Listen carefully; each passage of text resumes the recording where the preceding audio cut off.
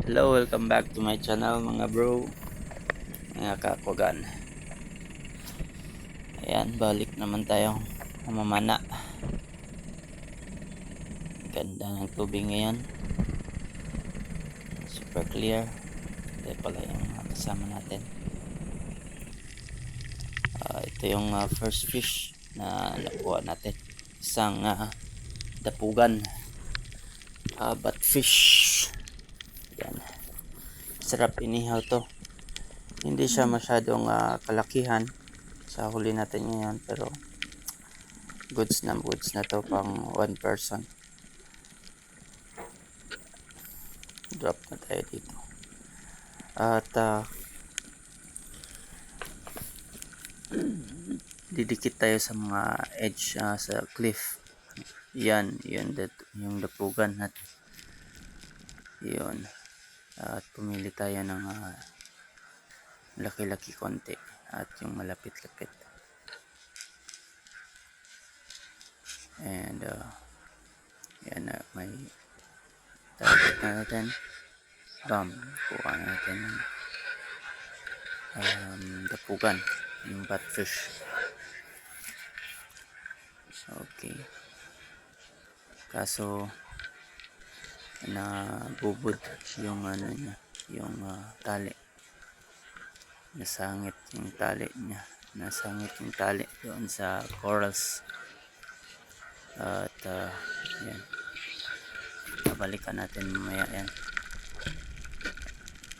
Sa ngayon ay ipitan natin yung reel para hindi mag-release, kasi mahirap na pag mag-release lahat ng reel.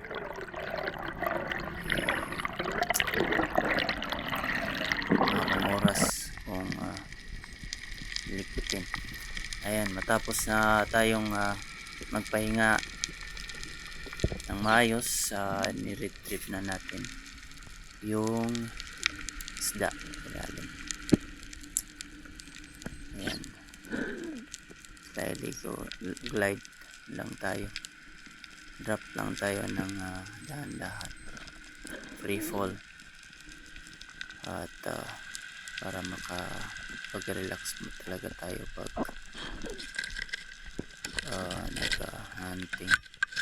Yan, retrieve na natin, tinanggal. Akyat tayo ulit. Akyat na tayo kasi nakuha na natin yung isda.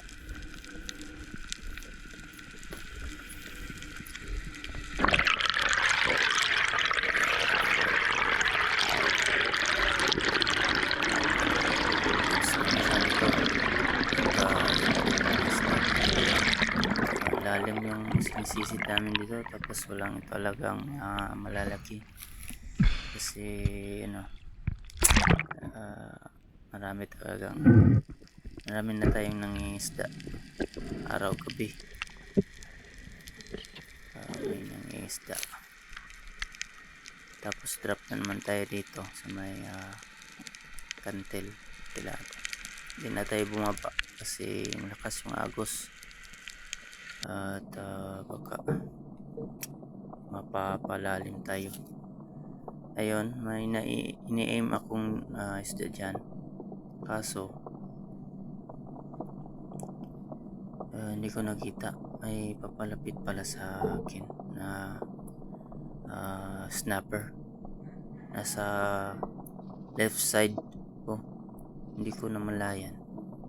Ayan, i-zoom natin, may papalapit pala sa atin. Good size sana to. Ayan, good size sana yung isda na to. Lapit nito. Pagka nakita ko ito sa left side ko, siguro makukuha ko siya, kaso hindi ko na malayan talaga. Ayan, snapper. Ayan, laki na sana. Snapper ba to or yung tawag nito, yung makapal yung balat. Ayan, sayang, laki na sana yan, kaso hindi pa natin. Ilak ilak tawag namin dito pala. Ilak yan siya. Classified as snapper ba siguro pa rin yan. Kaso hindi natin nakuha. Kasi hindi natin nakita na may papalapit pala sa atin. Sayang. Pero sige lang. Balikan natin yan pagka may oras tayo ulit. Siguradong nandyan naman sila. At wala namang ibang bumalik, lumapit, akyat na tayo. Pagkatapos ng ilang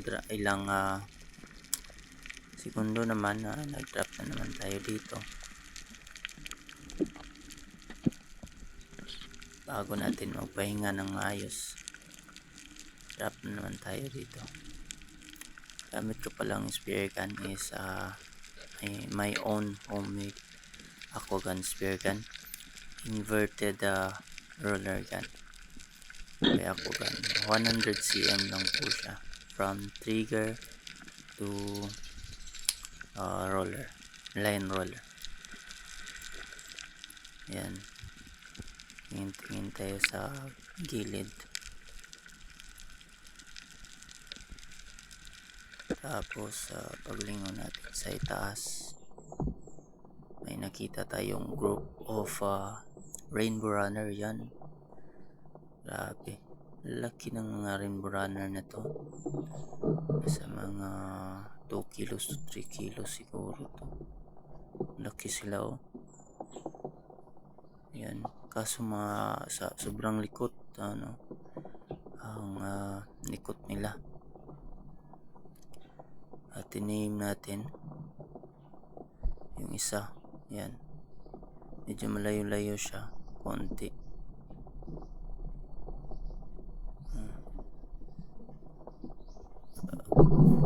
Tinira natin yan. Natamaan siya. Yan natamaan. Hinila pa nga yung spear gun. Angat ang reel. Yan hinila pa niya yung reel. Yun, kaso lang hindi na puruhan, hindi lumagpas yung shaft natin, yung sima. Kaya yun, nakawala. Ayan, balikan natin. Sayang, laki naman sana yun. Malaki na yung runner na yun. Sayang, hindi para sa atin yung isda na yun. Kala ko kasi malapit na. Sige, yun. Maraming salamat sa lahat. Please don't forget to like and share. Subscribe na rin po. Aquagun Spear Gun. Maraming salamat. Dive safe and God bless. Adios. Aquagun.